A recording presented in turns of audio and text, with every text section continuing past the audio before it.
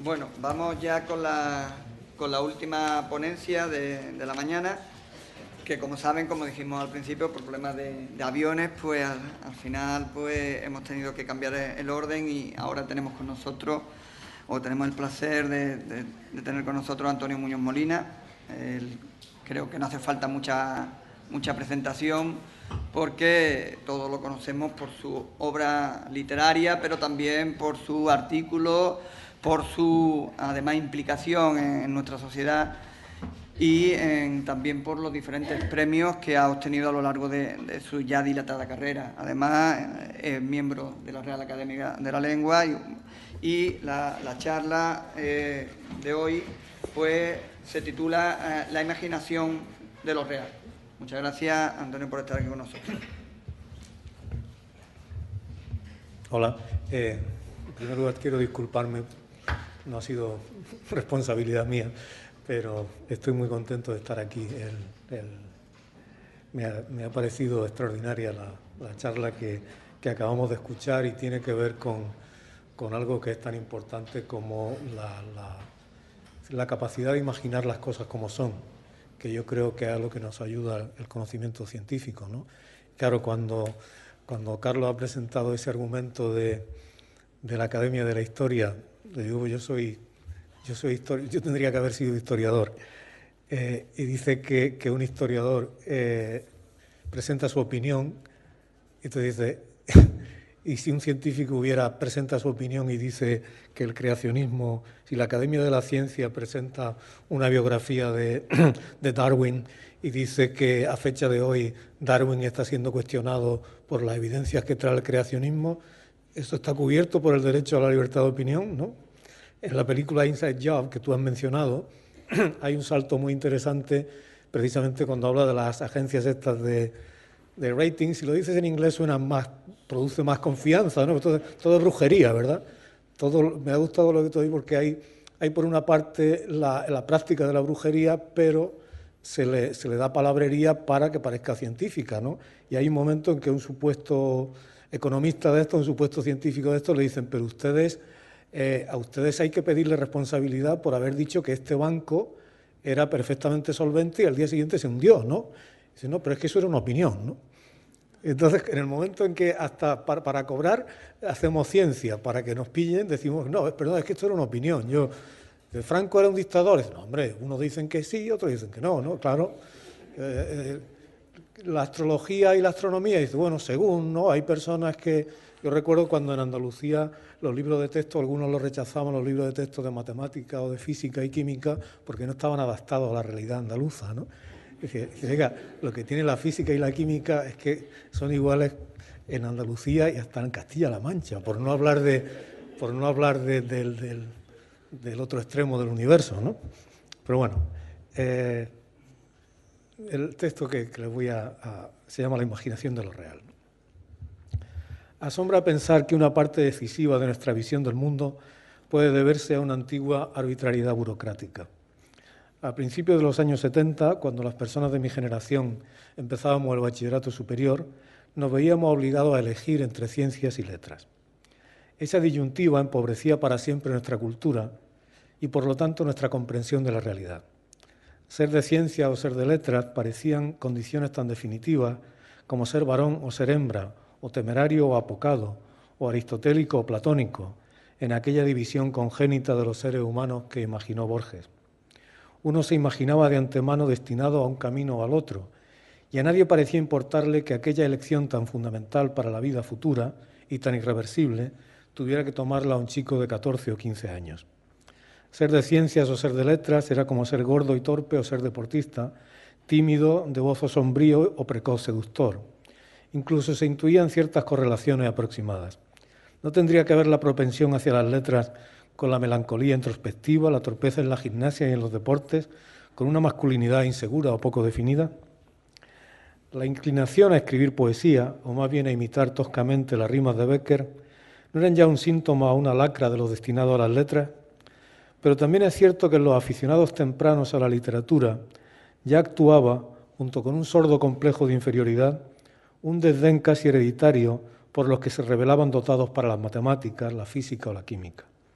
Los prejuicios tienen una extraordinaria capacidad de dispersión, quizás porque la mente humana es un buen conductor de la estupidez, en el sentido en que el cobre es un buen conductor de la electricidad. Quizás la física y la neurociencia deberían unir fuerzas para descubrir por qué cuesta tanto que se extiendan las ideas razonables más simples, mientras que las absurdas o las dañinas o las simplemente vacuas se multiplican como reacciones en cadena. Lo cierto es que ya en nuestra ignorante adolescencia, los literatos en ciernes nos habíamos contagiado de la indiferencia o el desdén hacia los saberes científicos que practicaban esa indiferencia o ese desdén que practicaba la inmensa mayoría de las altas lumbreras de las humanidades. En las letras estaba la fantasía, la imaginación, la sensibilidad, el espíritu de rebeldía. En las ciencias, lo metódico, lo rígido, lo romo, lo prosaico de una realidad que a cualquier persona un poco sensible le parecería menos interesante que el mundo elevado de las artes, los libros y la música. No toda la culpa era de nuestros prejuicios. Igual que nuestros profesores de religión hicieron tanto por volvernos ateos y nuestros profesores de gimnasia nos impulsaron a detestar casi irreparablemente el ejercicio físico, a los padres salesianos que en el bachillerato elemental me dieron clases de materia científica les debo más de 30 años de perfecto desinterés por algunos de los saberes más estimulantes a los que tiene acceso la inteligencia humana. Pasa el tiempo y uno descubre que la espiritualidad puede ser algo más que aquellos secos preceptos hostiles a la vida que nos inculcaban y que hacer ejercicio razonablemente es tan beneficioso para la mente como para el cuerpo. Pero por mucho que se esfuerce en la edad madura por recobrar algo del tiempo perdido, los efectos de casi toda una vida de apoltronamiento sedentario y de ignorancia de los principios más simples de las matemáticas, de la física y de la química ya tienen poco remedio y limitan con severidad el alcance de nuestras tentativas. Cabe que pensar que aquellos buenos padres estaban más interesados en el Concilio de Trento que en Galileo, lo que se ha mencionado aquí, en los misterios de la Santísima Trinidad y de la Inmaculada Concepción que en los de la relatividad. Y desde luego cuando nos explicaban en ciencias naturales la fisiología del ciprino dorado o del estómago de los rumiantes, jamás tuvieron la tentación de mencionar a Charles Darwin. Que yo recuerde, lo más cerca que estuvieron de la selección natural fue cuando nos informaban, no sin desgana, de los experimentos de Mendel con los linajes de guisantes, quizá en la confianza de que se trataba de una persona de la Iglesia, ¿no? Fuera como fuera, aquellas clases solían oscilar entre el tedio y el pavor, aunque no era imposible que se disfrutaran ambos simultáneamente, y que uno estuviera demasiado muerto de aburrimiento y demasiado muerto de miedo a la vez, como para imaginar que pudiera existir alguna clase de deleite en una fórmula química o en una ecuación. En la enseñanza de la historia o de la literatura, por muy monótonas o disciplinarias que fueran, de vez en cuando se filtraba el atisbo de una experiencia humana reconocible. Siempre será más fácil despertar el interés por el cautiverio de Napoleón en Santa Elena que por el ciclo de la cal, por citar dos de los pocos residuos de instrucción que me han quedado de aquellos cursos sombríos. ¿Y cómo podría aprenderse algo de matemáticas o de ciencias sin ejercitarse en la curiosidad, en la alegría de razonar y descubrir? No es disculpa suficiente. Antiguos compañeros de estudio, sometidos a la misma pedagogía obtusa y punitiva que yo, encontraron a pesar de ella vocaciones científicas a las que siguen dedicándose.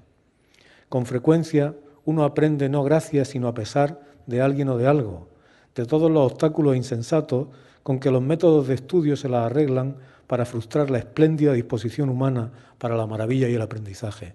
Aquí se ha hablado hace un momento de la ciencia pedagógica, ¿no? Que te da la risa ya cuando dice eso, ¿no? Pero es muy difícil lograr que se frustre eso, ¿no? Porque por naturaleza el niño es una máquina de aprender, ¿no? Tienen que confabularse ministerios enteros, promociones enteras de pedagogos, se tienen que confabular, pero trabajar durante mucho tiempo para lograr que la gente salga ignorante, porque eso va en contra de una disposición de la especie, que es el aprendizaje, ¿no? Eso alguna vez habrá que estudiarlo, no sé si en la ciencia humana o en la otra, ¿no? Pero el lograr que la gente no sepa es un éxito dificilísimo, ¿no? Pero igual que echo en falta la educación musical que no tuve, o una educación física no cuartelaria que me hubiera permitido descubrir mucho antes y con mejores capacidades la alegría del ejercicio físico, también lamento que la baja calidad de la enseñanza científica que recibí y luego la separación tajante y absurda entre ciencias y letras no me permitieran ahora comprender más profundamente una cultura sin la cual no es posible entender la realidad de las cosas ni adoptar una actitud de racionalidad en la vida. Separada la una de la otra, las dos culturas de C.P. Snow se pierden cada una en sus propios callejones sin salida. Pero me gustaría ser más específico. A pesar de mi educación de letras, he de hacer el esfuerzo de no irme por las ramas, exigiéndome a mí mismo una precisión que demasiadas veces no tiene mucha importancia en mi oficio. ¿En qué medida una cultura primordialmente literaria o humanista queda coja sin el complemento de al menos las nociones elementales de los saberes científicos? ¿Y de qué modo la tarea del investigador experimental se parece a la de esos a los que con suficiencia excesiva se da el título de creadores? Se me ocurre una tercera pregunta igual de importante. ¿Qué parte del método o de la actitud científica está vinculada con la condición general de la ciudadanía y, por lo tanto, hace imprescindible que las ciencias formen parte de los programas educativos generales, es decir, de la enseñanza primaria y la secundaria en una democracia? Para responder a la primera pregunta, conviene detenerse en el grado de solipsismo y de autocomplacencia que se han vuelto habituales en las culturas literarias y artísticas del último siglo. El desdén que escandalizaba a Snow hace más de medio siglo no ha hecho sino acentuarse desde entonces, continuando y exagerando una inclinación que ya estaba en el romanticismo, la de ver al artista como un genio solitario en lucha contra el mundo exterior y la de convertir la subjetividad emocional en la escala suprema para las valoraciones de su obra.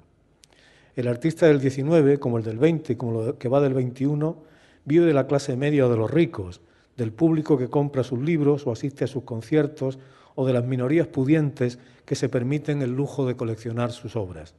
Y sin embargo, el artista quiere verse a sí mismo como un maldito, un transgresor destinado a escandalizar y hasta enfurecer a la burguesía. La burguesía, o al menos la parte ilustrada de ella, lleva ya más de 2 siglos comprando imperturbablemente los libros en los que se la somete a escarnio, firmando cheques millonarios para adquirir las creaciones más rompedoras, por utilizar un adjetivo que gusta mucho en la prensa, financiando con impuestos o donaciones privadas a instituciones de enseñanza de las humanidades y de las artes en las que abundan profesores con plaza en propiedad que predican el colapso de la sociedad burguesa y que instruyen a sus alumnos en una especie de ortodoxia obligatoria de la ruptura y la transgresión, ¿no? Es una paradoja, ¿no? La ortodoxia de la transgresión, pero es la paradoja en la que se han instalado las artes contemporáneas, ¿no? La pregunta de qué se puede transgredir cuando no hay ninguna norma o cómo se va a escandalizar cuando el público más exquisito reclama con avidez el escándalo no parece ocurrírsele a nadie. A los artistas, en el sentido más amplio, les gusta recrearse en un linaje heroico de persecución, en el proceso judicial contra Baudelaire y Flaubert, en el rechazo a la Olimpia de Manet, en el motín de indignación con que fue interrumpido en París en 1913 el estreno de La consagración de la primavera de Stravinsky. Lo que se recuerda con menos frecuencia es que Flaubert y Baudelaire fueron absueltos, que en el curso de no muchos años la obra de Manet pasó del boicot a las salas de los museos oficiales y que la segunda función de La consagración de la primavera ya fue un éxito, y no precisamente entre un público de revolucionarios y desposeídos. Con 40 años, Picasso era rico y se movía con perfecta soltura por los salones de los aristócratas y de los multimillonarios y exploraba con ellos la novedad de los veraneos en la Costa Azul. A Luis Buñuel, su película más irreverente, más sexual, más poética, La Edad de Oro, se la financiaron los vizcondes de Noailles, que la estrenaron en su palacio de París. Y 20 años después,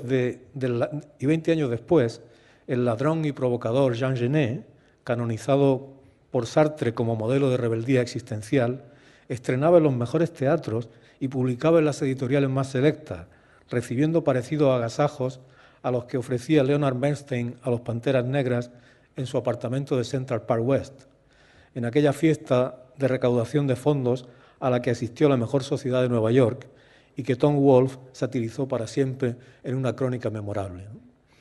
Recordarán esa crónica en la que en un apartamento extraordinario de Nueva York se presentan los Panteras Negras a recaudar fondos y son agasajados y rodeados por la admiración de de los blancos liberales ricos y más exquisitos, ¿no?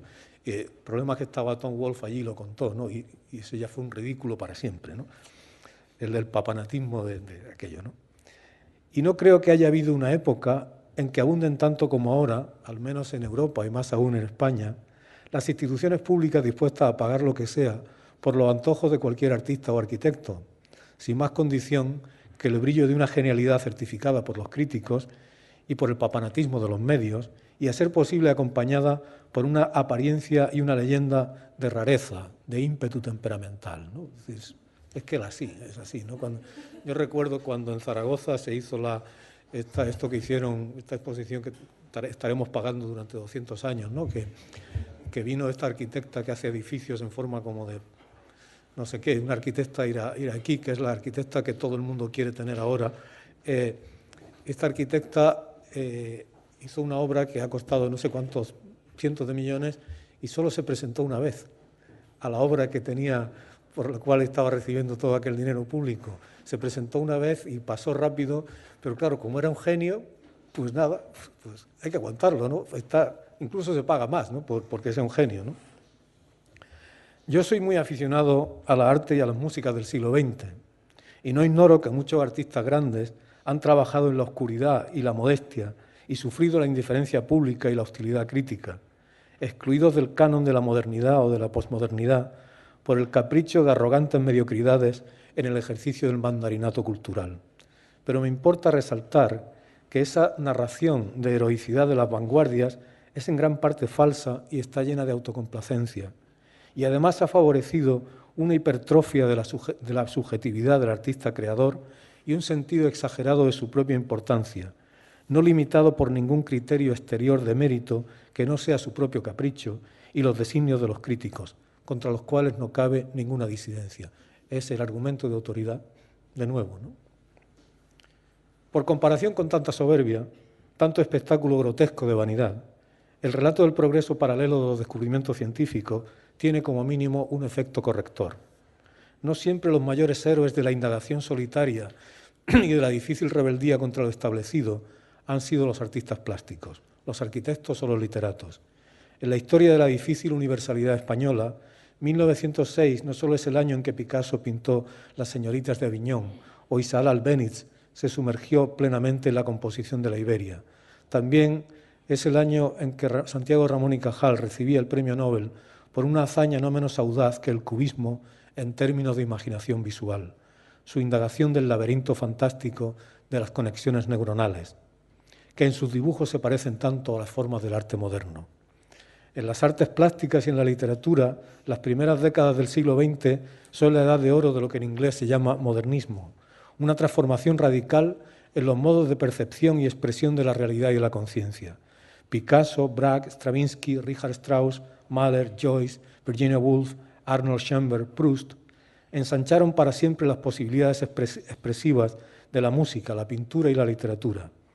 Pero esa revolución solo era una parte de lo que estaba sucediendo, y no solo en los talleres de los pintores, ni en los cuartos de trabajo de los novelistas.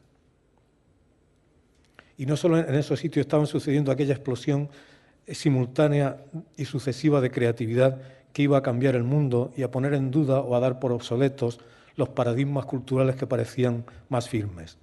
El largo arrebato creativo y la iluminación súbita de Max Planck en su paseo de 1900 por el bosque de Grunwald, o las cavilaciones fulgurantes de Einstein en su oficina de patentes de Berna, no son menos admirables que la audacia y el fervor iconoclasta con que Picasso y Braque estaban inventando casi al mismo tiempo el cubismo.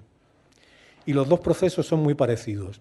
Una entrega apasionada y tenaz al trabajo y golpes de intuición en los cuales se vislumbra un orden nuevo de las cosas que nadie había sospechado. Y no una vacua necesidad de escandalizar o de llamar la atención con extravagancias, sino la madura convicción de que los modos hasta entonces aceptados de comprensión y representación del mundo estaban agotados o eran incompletos. En el caso de la pintura, el espacio de la tridimensionalidad ilusoria creado por la perspectiva e inventado en Florencia durante el siglo XV. En la física, el espacio y el tiempo solemnemente ordenados de la mecánica de Newton. El paso de los siglos había fosilizado en rutina académica lo que había sido al principio una manera revolucionaria de mirar, dando profundidad a las distancias y volumen a las figuras de los cuadros. Un conformismo semejante se había instalado en el campo de la física, donde muy poco antes de Planck y de Einstein se suponía que las únicas novedades que cabía esperar pertenecían al orden de las mediciones decimales. Los paradigmas científicos, como los estéticos, son acuerdos transitorios, borradores inestables de algo por naturaleza siempre inacabado. Pero basta que hayan durado algún tiempo para que se les dé por supuestos y se les confunda con el orden natural de las cosas. Todo lo que parecía sólido se disuelve en el aire, dice Marx. Todo fluye, había dictaminado mucho antes Heráclito, quizás haciéndose eco de esas filosofías de India y de China, cuyo principio básico es el de la impermanencia y la interconexión de las cosas. La consistencia maciza de las formas de la pintura académica se disolvía en las manchas de luz del impresionismo y en las pinceladas mínimas de colores puros del puntillismo de Seurat. Las cosas no son como son, de una manera perdurable, sino que varían infinitamente según la hora del día, o la distancia, o la estación del año, o el grado de transparencia del aire, o según el temperamento o el estado mental de quien las mira.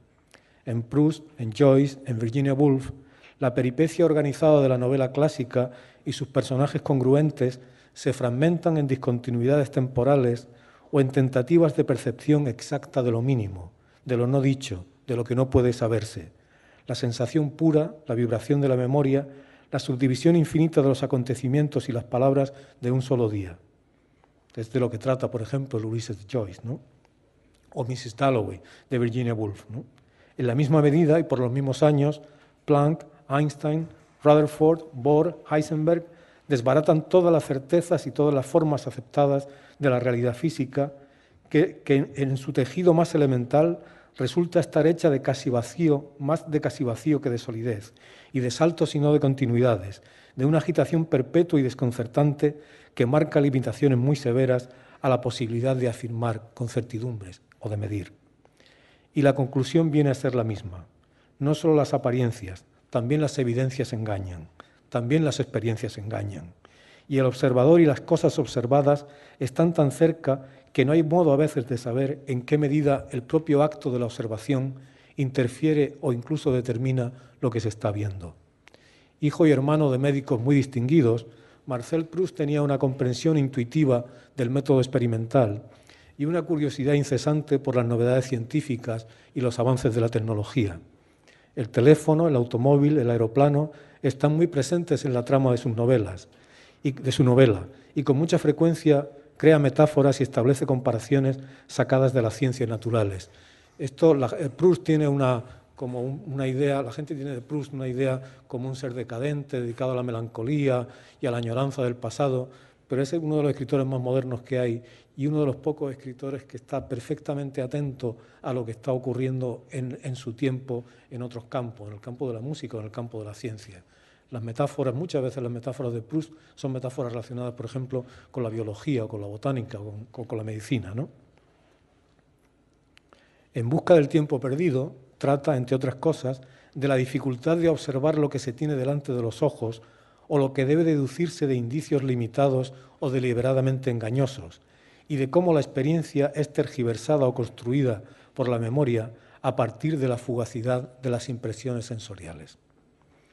Pero Proust es un caso único, al menos por lo que yo sé, entre los escritores y los artistas modernos. En un momento crucial, a principios de los años 20, con la explosión del surrealismo, la corriente principal de la modernidad estética cae fatalmente bajo la seducción de lo irracional y de lo caprichosamente subjetivo, con la inspiración indispensable del psicoanálisis, que quizás no habría inoculado de manera tan universal la cultura del siglo si no combinara los ofrecimientos primitivos de los oráculos y el simulacro de rigor de la ciencia. Hay un momento, es decir, hay ese momento en el que en 1895, creo, cuando Freud escribe su ensayo sobre una posible fundamentación fisiológica del funcionamiento cerebral, y lo abandona. Y a partir de ese momento, Ramón y Cajal y la neurociencia van por un lado y por otro lado va el psicoanálisis, y eso provoca una catástrofe creo que científica y cultural de la que tardaremos un siglo en recuperarnos, ¿no? Es decir, solo ahora, como ha indicado Carlos, solo ahora la psicología está recuperando un poco el terreno y está empezando a recuperarse de aquel momento en el que Freud, a diferencia de la mayor parte de sus seguidores, era consciente de que le faltaba esa base fisiológica que en ese momento no se podía tener. Pero él prefirió olvidarse de eso luego, ¿no? Y entonces, claro, llega eso, ¿no? Es decir, el psicoanálisis tiene el atractivo doble del oráculo, ¿no? Pues los oráculos que han hecho, interpretar los sueños, leer el hígado de los pájaros, mirar las rayas de la mano, ¿no? Pues es lo mismo, es muy parecido, ¿no? Pero como bien indicaba Carlos, con ese imprimatur de legitimidad científica que necesitan todas las ideologías en el siglo XX, ¿no? Por ejemplo, el racismo hasta final del siglo XIX el antisemitismo se basaba en un principio religioso, que era que los judíos eran culpables de la muerte de Jesucristo. Cuando el paradigma cambia y la ciencia es el discurso predominante, entonces resulta que las razas, se demuestra científicamente que hay diferencia entre las razas y que los judíos se les puede hasta medir el cráneo a los judíos, o a los negros, o hasta a los delincuentes, ¿no? Bien. Nuestras categorías emocionales y estéticas más arraigadas me temo que son una mezcla de André Breton y de Freud, agravada por unas gotas del buen salvaje de Rousseau. El antiguo yo romántico, eso es una catástrofe, el antiguo yo romántico vuelve fortalecido más que nunca por el prestigio de la creatividad incontrolada, de la inocencia no corrompida por coacciones sociales y en rebeldía contra ellas, por el abandono gozoso a la autenticidad que viene garantizado por la liberación de los impulsos inconscientes. Encantado hasta tal extremo consigo mismo, celebrado en sus excentricidades, sumergido en su prestigioso drama personal, ya se sabe que el artista tiene un drama personal, ¿no? Tiene una vida borrascosa, bebe, se droga, vive al límite. En esas condiciones, ¿qué necesidad tiene el artista de asomarse al mundo? ¿O de medir su obra con ninguna referencia ajena a ella misma? ¿O de interesarse por otras formas de vida, de expresión o de conocimiento? Quizás lo único específico de nuestro tiempo es la extraordinaria generalización de ese modelo del artista.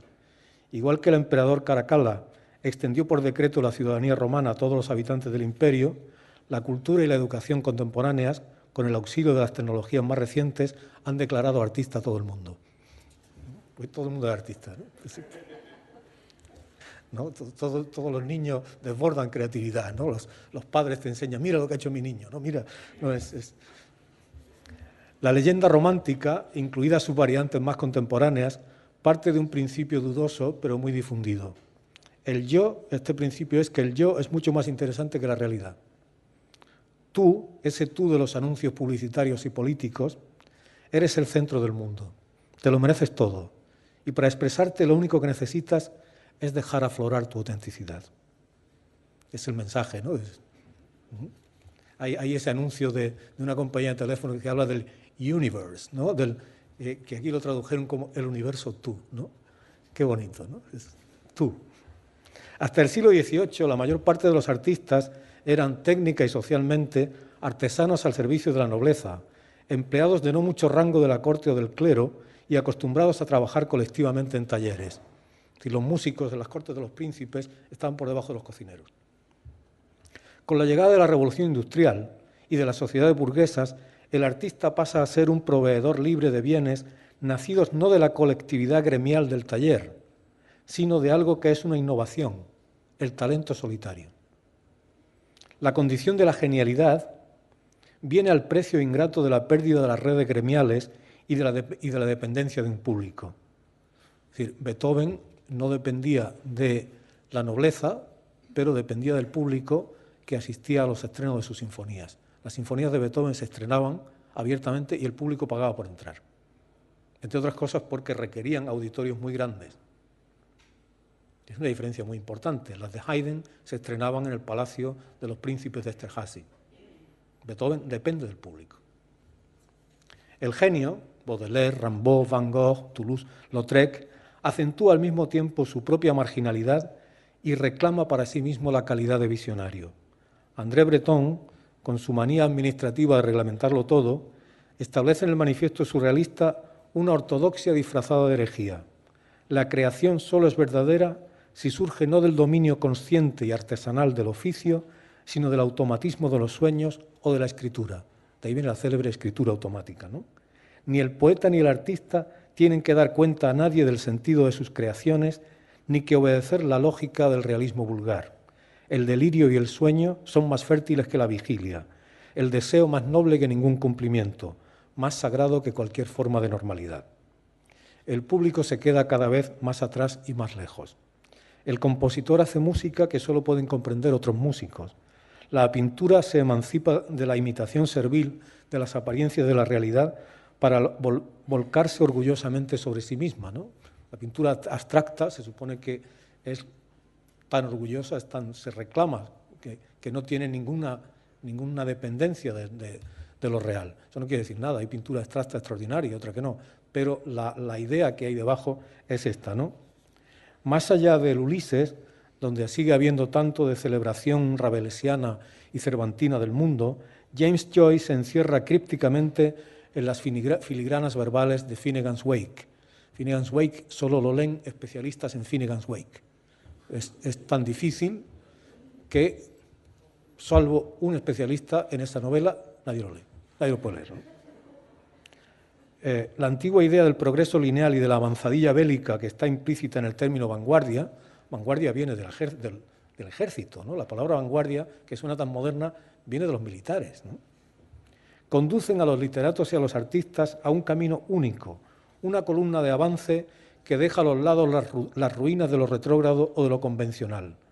La pintura ha de excluir la representación en un momento dado, la música desprenderse de la armonía y de la melodía, la poesía de referencias emocionales o narrativas, la novela de personajes tradicionales y de trama. Es el discurso del progreso irreversible traspasado a las artes, al conocimiento de las artes, ¿no? Como si en las artes hubiera un progreso y hubiera un camino único, ¿no? Todo lo que no fuera, en los años 50, todo lo que no fuera pintura abstracta estaba obsoleto, no era legítimo, ¿no? En los años 60, en la literatura, todo lo que no fuera eso que se llamaba experimentalismo, palabra que no sé de dónde procede, también era una tontería, no estaba permitido, ¿no? En nombre de la emancipación humana se constituyeron en el siglo XX las tiranías más opresivas y sanguinarias que han conocido los seres humanos. En nombre de la legítima aspiración a superar las convenciones más caducas de la literatura y del arte, se acabó estableciendo la monotonía de una forma única y forzosa de modernidad. Y en las artes, igual que en las dictaduras, la egolatría perpetuamente halagada de los grandes genios era compatible con las menudas burocracias despóticas de los mandarines y de los comisarios. No debe ser casual la coincidencia de título entre los comisarios de exposiciones y los comisarios políticos, y los comisarios de policía. El genio, como el dictador, está por encima de los mortales y puede hacer lo que le venga en gana con la seguridad de que va a ser siempre aclamado. Piensen en el paralelismo del genio y el dictador. Y el comisario, por debajo, el comisario, puede legitimar o descalificar a cualquier aspirante o artista con la omnipotencia de sus consignas verbales, convenientemente enunciadas en un lenguaje muy oscuro. Y a continuación viene el inversor privado o el cliente institucional con el talonario de cheques. Ese es el esquema un poco. Creo que fue el aburrimiento de tanta palabrería y tanto capricho y de tanta coacción disfrazada de heterodoxia lo que me llevó a interesarme por las ciencias hará unos 20 años. Fue también la época en la que se instaló duraderamente el absurdo y el más cerrado dogmatismo ideológico en los estudios literarios de las universidades. Las modas intelectuales exportadas por Francia siempre está exportando moda, ¿no? Y lo mismo exporta moda de ropa que moda intelectual, ¿no? Por una parte está Yves Saint Laurent y por otra está Derrida, Lacan y todos estos, ¿no? Pero en sustancia es lo mismo, ¿no? Las modas intelectuales exportadas por Francia instalaron la opacidad expresiva y el relativismo político y cultural más barato en los saberes humanísticos. Las obras literarias ya no eran invenciones voluntarias de un autor ni tenían la menor conexión referencial con la realidad. Eran textos articulados a partir de otros textos y segregados de algún modo por las ideologías patriarcales, coloniales o sexuales que se servían del autor, y al decir autor siempre se hacía así la mano en este gesto que se ha vuelto tan universal en las universidades, ¿no? Autor, ¿no? Las comillas, el gesto de arañar un poco el aire, ¿no? Es el gesto de las conferencias, ¿no? El autor, ¿no? Se servían del autor como de una especie de medium más bien irrelevante. Yo recuerdo cuando arreciaba todo esto en la Universidad de Virginia, en la que era profesor, el año 93, en una charla, una persona levantó la mano y me preguntó, ¿usted cree en la figura del autor? Y yo dije, ¿cómo no creer si vivo de eso, ¿no? Un engrudo verbal, hecho de psicoanálisis, marxismo y estructuralismo, infestaba los estudios literarios y las conciencias como esas especies invasoras que ocupan con su crecimiento exponencial un hábitat debilitado y lo vuelven estéril. Ahora me doy cuenta de que yo buscaba instintivamente sustancias nutritivas intelectuales que se habían vuelto muy escasas en el terreno devastado de las humanidades. Años después he comprendido que sentía lo que el escritor David Shield ha llamado reality hunger, hambre de realidad. Y en esa búsqueda creo que me ayudó la inmersión en la lengua inglesa y en una cultura tan embebida de pragmatismo como la americana.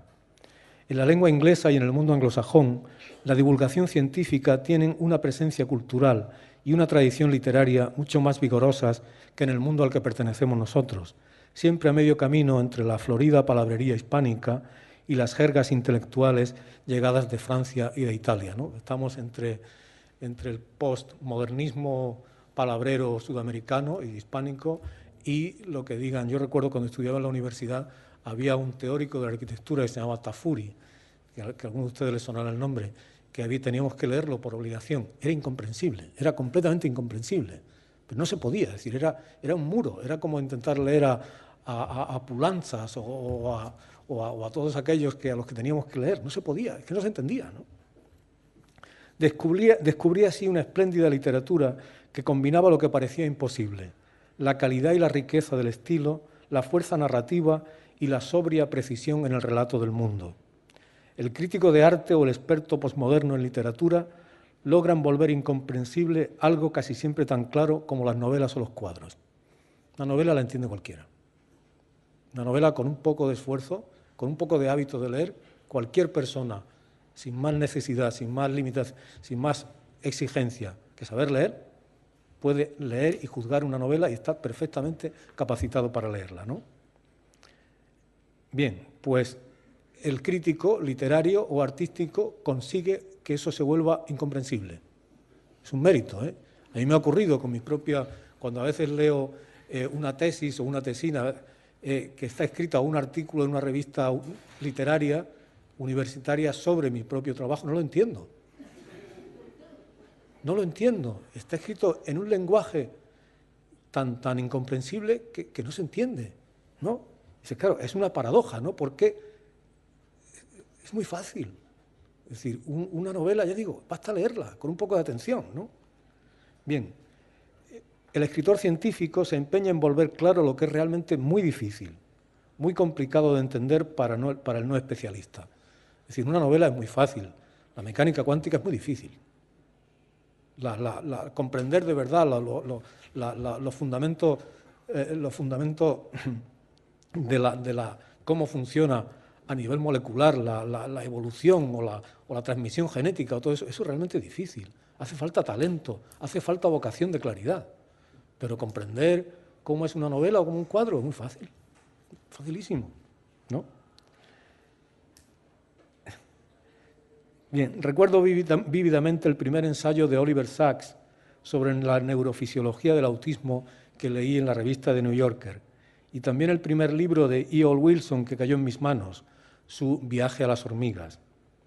Leí como una novela Coming of Age in the Milky Way, el recorrido de Timothy Ferris desde las cosmologías primitivas hasta la astrofísica contemporánea, y poco después descubrí los ensayos sobre evolución de Richard Dawkins, empezando por el que tiene el título más poético, El relojero ciego.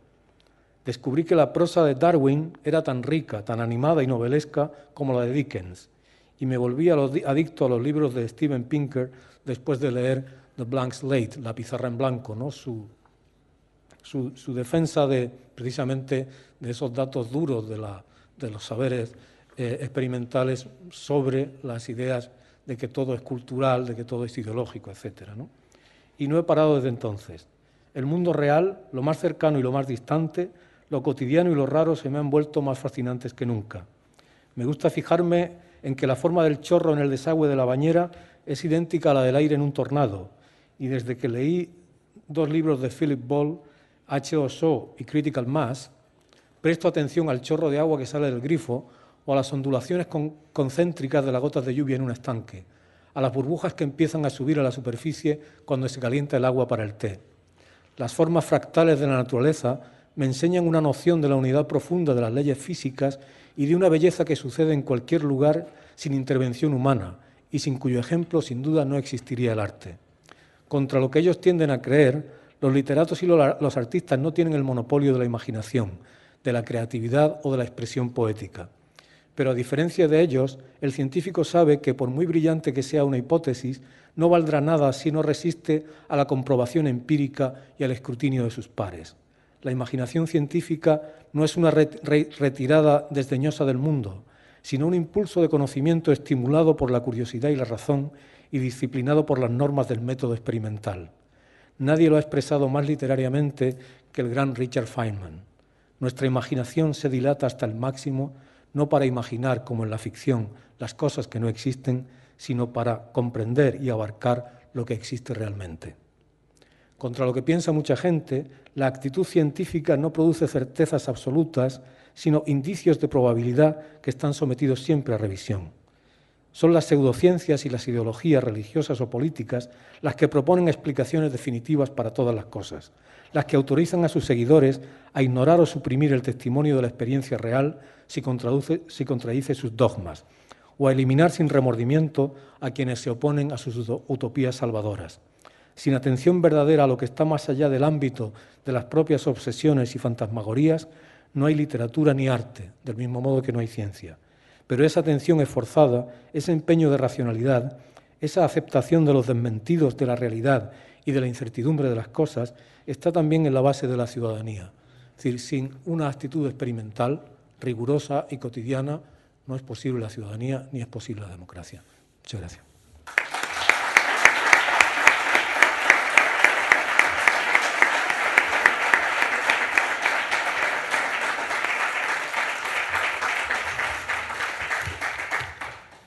Nos quedan unos minutos breves, pero si hay alguna pregunta, por supuesto, saben todos que esta tarde tenemos el debate con las mismas personas que han participado en cada una de las ponencias, por tanto, el debate puede surgir esta tarde perfectamente, pero si hay alguien que tenga que irse y que esta tarde no pueda asistir y tiene alguna pregunta que no quiere dejar en el tintero, pues no la puede dejar para esta tarde o responderla ahora sobre la marcha. Pues si no hay ninguna pregunta, pues esta tarde a las 4:30, nos volvemos a ver aquí. Muchas gracias.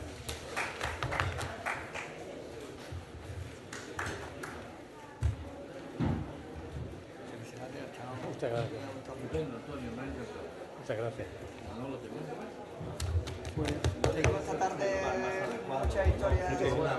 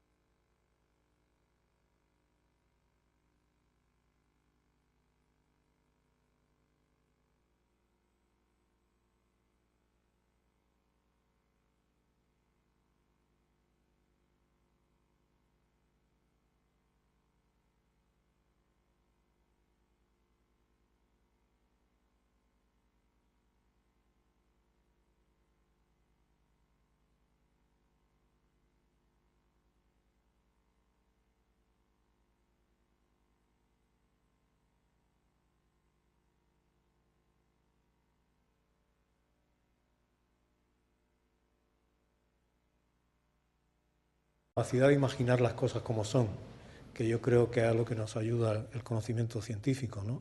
Claro, cuando cuando Carlos ha presentado ese argumento de la Academia de la Historia, le digo, yo tendría que haber sido historiador, y dice que un historiador presenta su opinión, y entonces dice, y si un científico presenta su opinión y dice que el creacionismo, si la Academia de la Ciencia presenta una biografía de Darwin y dice que a fecha de hoy Darwin está siendo cuestionado por las evidencias que trae el creacionismo, ¿esto está cubierto por el derecho a la libertad de opinión? ¿No? En la película Inside Job, que tú has mencionado, hay un salto muy interesante precisamente cuando habla de las agencias estas de rating. Si lo dices en inglés suena más, produce más confianza, ¿no? Todo es brujería, ¿verdad? Me ha gustado lo que tú dices porque hay por una parte la práctica de la brujería, pero se le da palabrería para que parezca científica, ¿no? Y hay un momento en que un supuesto economista de esto, un supuesto científico de esto, le dicen, pero a ustedes hay que pedirle responsabilidad por haber dicho que este banco era perfectamente solvente y al día siguiente se hundió, ¿no? Dice, no, pero es que eso era una opinión, ¿no? Entonces, en el momento en que hasta para cobrar hacemos ciencia, para que nos pillen.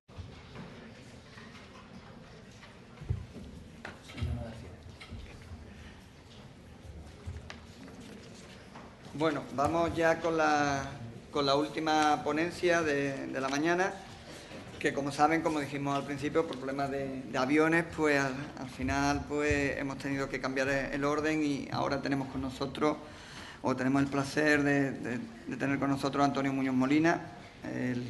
Creo que no hace falta mucha presentación porque todos lo conocemos por su obra literaria, pero también por su artículo, por su, además, implicación en nuestra sociedad y también por los diferentes premios que ha obtenido a lo largo de su ya dilatada carrera. Además, es miembro de la Real Academia de la Lengua y la charla de hoy pues, se titula La imaginación de lo real. Muchas gracias, Antonio, por estar aquí con nosotros. Hola.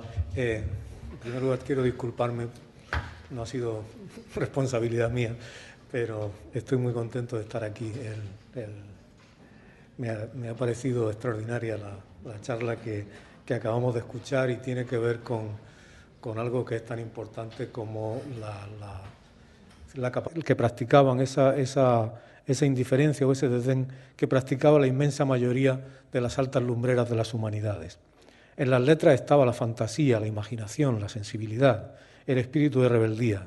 En las ciencias, lo metódico, lo rígido, lo romo, lo prosaico de una realidad que a cualquier persona un poco sensible le parecería menos interesante que el mundo elevado de las artes, los libros y la música.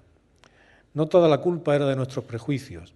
Igual que nuestros profesores de religión hicieron tanto por volvernos ateos y nuestros profesores de gimnasia nos impulsaron a detestar casi irreparablemente el ejercicio físico, a los padres salesianos que en el bachillerato elemental me dieron clases de materia científica, les debo más de 30 años de perfecto desinterés por algunos de los saberes más estimulantes a los que tiene acceso la inteligencia humana. Pasa el tiempo y uno descubre que la espiritualidad puede ser algo más que aquellos secos preceptos hostiles a la vida que nos inculcaban y que hacer ejercicio razonablemente es tan beneficioso para la mente como para el cuerpo. Pero por mucho que se esfuerce en la edad madura por recobrar algo del tiempo perdido, los efectos de casi toda una vida de apoltronamiento sedentario y de ignorancia de los principios más simples de las matemáticas, de la física y de la química ya tienen poco remedio y limitan con severidad el alcance de nuestras tentativas. Cabe que pensar, tal para la vida futura y tan irreversible, tuviera que tomarla un chico de 14 o 15 años. Ser de ciencias o ser de letras era como ser gordo y torpe o ser deportista, tímido, de bozo sombrío o precoz seductor. Incluso se intuían ciertas correlaciones aproximadas. ¿No tendría que ver la propensión hacia las letras con la melancolía introspectiva, la torpeza en la gimnasia y en los deportes, con una masculinidad insegura o poco definida? La inclinación a escribir poesía, o más bien a imitar toscamente las rimas de Becker, ¿no eran ya un síntoma o una lacra de los destinados a las letras? Pero también es cierto que en los aficionados tempranos a la literatura ya actuaba, junto con un sordo complejo de inferioridad, un desdén casi hereditario por los que se revelaban dotados para las matemáticas, la física o la química. Los prejuicios tienen una extraordinaria capacidad de dispersión, quizás porque la mente humana es un buen conductor de la estupidez, en el sentido en que el cobre es un buen conductor de la electricidad. Quizás la física y la neurociencia deberían unir fuerzas para descubrir por qué cuesta tanto que se extiendan las ideas razonables más simples, mientras que las absurdas o las dañinas o las simplemente vacuas se multiplican como reacciones en cadena. Lo cierto es que ya en nuestra ignorante adolescencia, los literatos en ciernes nos habíamos contagiado de la indiferencia o el desdén hacia los saberes científicos que practicaba. Y decimos, no, perdón, es que esto era una opinión. ¿Franco era un dictador? No, hombre, unos dicen que sí, otros dicen que no, ¿no? Claro. La astrología y la astronomía, dice, bueno, según, ¿no? Hay personas que... Yo recuerdo cuando en Andalucía los libros de texto, algunos los rechazaban, los libros de texto de matemática o de física y química, porque no estaban adaptados a la realidad andaluza, ¿no? Dice, lo que tiene la física y la química es que son iguales en Andalucía y hasta en Castilla-La Mancha, por no hablar del otro extremo del universo, ¿no? Pero bueno, el texto que les voy se llama La imaginación de lo real. Asombra pensar que una parte decisiva de nuestra visión del mundo puede deberse a una antigua arbitrariedad burocrática. A principios de los años 70, cuando las personas de mi generación empezábamos el bachillerato superior, nos veíamos obligados a elegir entre ciencias y letras. Esa disyuntiva empobrecía para siempre nuestra cultura y, por lo tanto, nuestra comprensión de la realidad. Ser de ciencia o ser de letras parecían condiciones tan definitivas como ser varón o ser hembra, o temerario o apocado, o aristotélico o platónico, en aquella división congénita de los seres humanos que imaginó Borges. Uno se imaginaba de antemano destinado a un camino o al otro, y a nadie parecía importarle que aquella elección tan fundamental